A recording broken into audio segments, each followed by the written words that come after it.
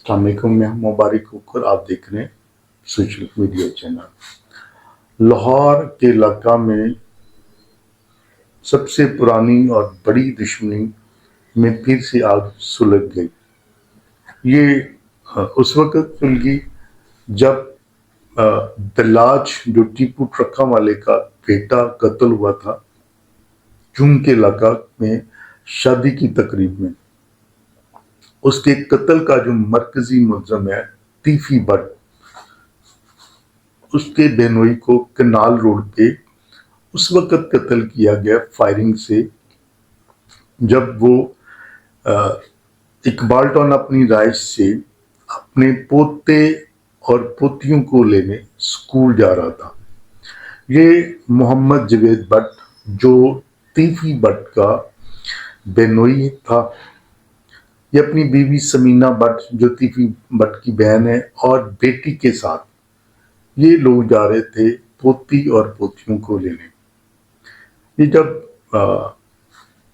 Canal road पर FC underpass के करीब शाह जमाल इशारे पर रुके तो इस दौरान 4 मोटरसाइकिल सवारों ने इन पर अंधाधुंध फायरिंग कर दी, जिससे मोहम्मद जवेद भट्ट जो था वो मौका पर ही जाम बाउक हो गया।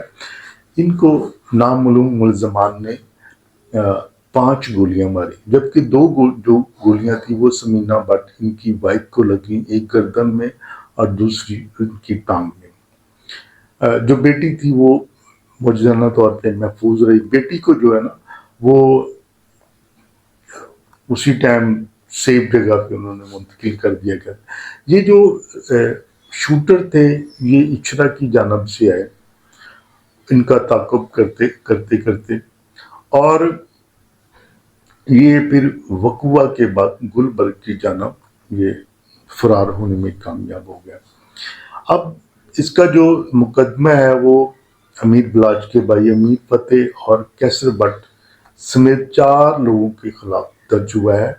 इनमें दफात जो शामिल की गई 334, 324, 302 हैं।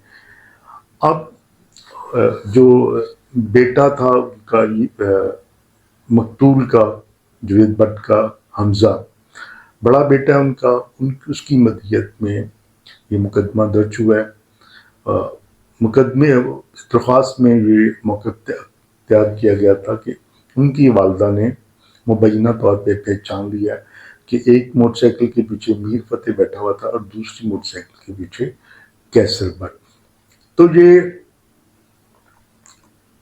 छोटी सी दुश्मनी शुरू हुई थी किसी दौर में मुबैना तौर पे मोची दरवाज़ा के एरिया में वाक़ था एक छोटा सा प्लॉट, जहाँ से ये रंजिश शुरू हुई थी और आस्ता आस्ता ये जो इनका बुजुर्ग था बिल्ला ट्रक्का वाले का, ये वहाँ से आस्ता आस्ता फिर बिल्ला ट्रक्का वाला 94 में कत्ल हुआ। उसके बाद ये दुबई से वापसी पर एयरपोर्ट पर टीपू ट्रक्का वाले को एयरपोर्ट पर कत्ल कर दिया गया था। अब ये जो दुश्मनी फैमिलियों तक चलना शुरू हुई, इसमें बिच्छू जो है ना, इसका मीर फतेह का दादा जो है मीर बलाच का, उन्होंने मुबैना तौर पे एक इल्ज़ाम लगाया था ये तीफी भट्ट ने खुद ही करवाया है। जो मीर बलाच का जो मुकदमा है उसको थोड़ा सा इसमें ये सेफ हो जाए, लेकिन ये कितनी इस बात में सदाकत है, ये पुलिस बहुत समझदार है और इंशाअल्लाह ताला बहुत जल्द ही इस वक़ूआ को जो असल हक़ाइक़ है वो अवाम के सामने जल्दी ले आएंगे। अब ये इस पे सुलह की तरफ ये मामला जाएंगे या फिर बहुत सी और जनों के भी ज़िया का सबब बनेंगे। लेकिन ये अल्लाह माफ़ करे, इंसान जब इस ऐसे कामों में पड़ जाता है तो उनसे पूछो उन पे क्या गुजरती होती है। ये बार बड़ी असले की नुमाइश, टिशनगिरी, ये दूसरे लोग देख के तो बड़ा उससे मुतासर होते हैं, लेकिन उस घर की औरतों से पूछो उन पे क्या क़यामत गुजर रही होती है। अल्लाह ताला کسی کو اس کی ہوا کے قریب بھی نہ لے کے رہے. اس قدر دشمنیاں بری ہوتی ہیں. گھروں کے گھر اجڑ جاتے ہیں, کچھ بھی نہیں پلے رہتا. آخر اس کا ایک ہی حل ہے, صلح. صلح کے سوا اس کا کوئی حل نہیں. خدا را اب تو دور وہ اور تھا دور, اب وہ دور ہو رہا ہے. نکلنا چاہیے ان چیزوں سے. اب تو اگر کسی کے ساتھ شریکہ رکھنا تو پڑھائی کا رکھیں, کاروبار کا رکھیں, اس میں تھوڑا سا آپ ایک دوسرے سے برتری حاصل کریں. یہ جو جوید بٹ تھا مقتول, یہ دالگرہ میں اس کا مبینہ طور پہ کاروبار تھا. یہ بڑا معتبر ہستی وہاں پہ جانی جاتی تھی, قدر کی نگاہ سے لوگ اسے دیکھتے تھے. اور تیفی بٹ کے ساتھ اس کی بڑی قربت تھی. تیفی بٹ کے ساتھ اس کی بڑی قربت تھی.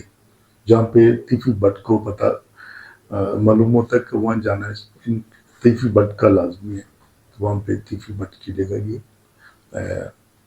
جوید بٹ چلتا. خیر بہت بڑا لاس ہے تیفی بٹ کے لیے. ایسا ہونا نہیں چاہیے, ایسا ہونا نہیں چاہیے. ٹھیک ہے, ایسے بھی معاملات نکل آتے ہیں کہ جن کی صلح جاتی. بڑے بڑے قتل لوگ معاف کر دیتے ہیں. اللہ تعالیٰ اس طرح کا کوئی وسیلہ ان دونوں خاندانوں کے درمیان بن جائے کہ ان کی دشمنی آپس میں ختم ہو جائے اور یہ بالکل ہنسی خوشی اپنی زندگی گزار سکیں. اپنا بہت سارا خیال اور مجھے دعا میں یاد رکھیے گا. اللہ حافظ.